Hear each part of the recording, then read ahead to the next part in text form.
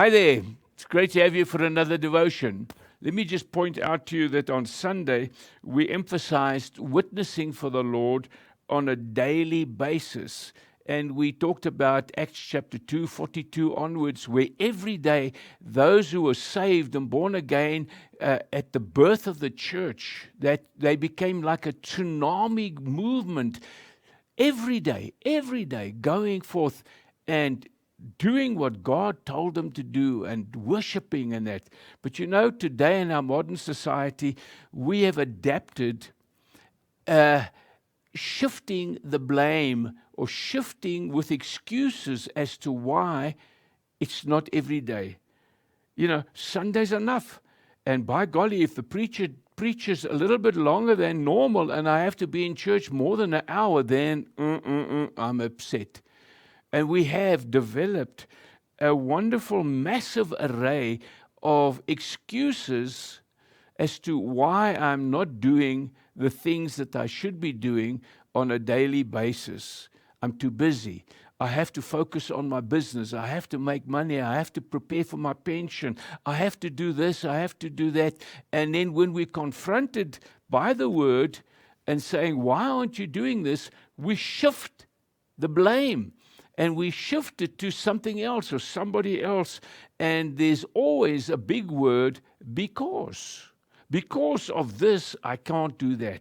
Now, there's an amazing example of shifting the blame or shifting the emphasis in the Old Testament.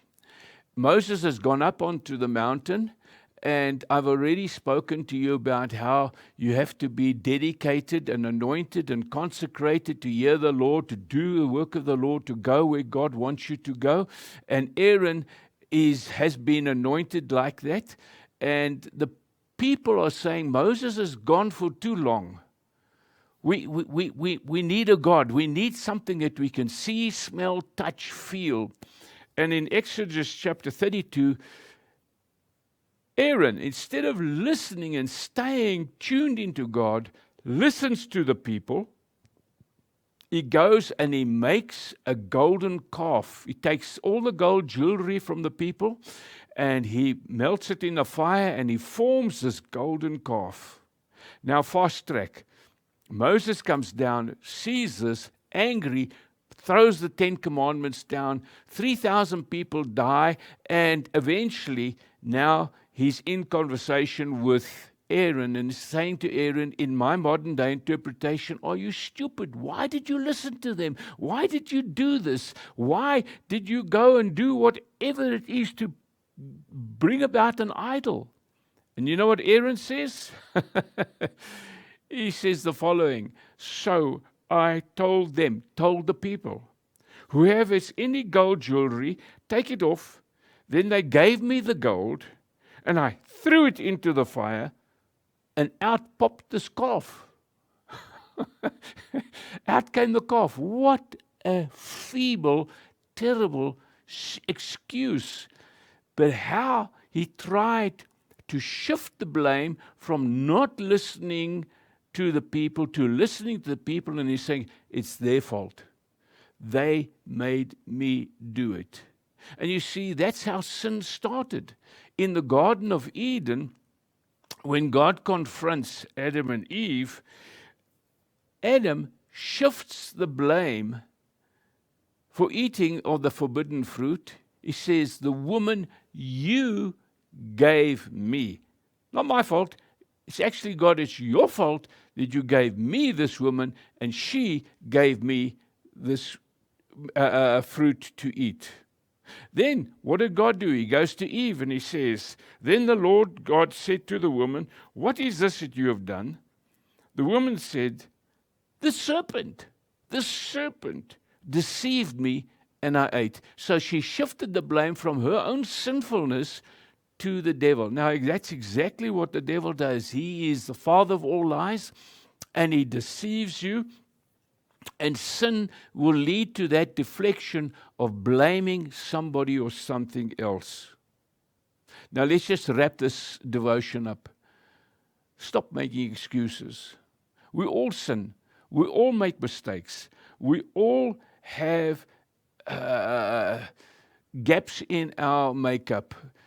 I often say I'm still a work in progress. I'm a child of God, and He's still bringing me into the likeness of Christ, and I'm growing in His grace, and so you are as well.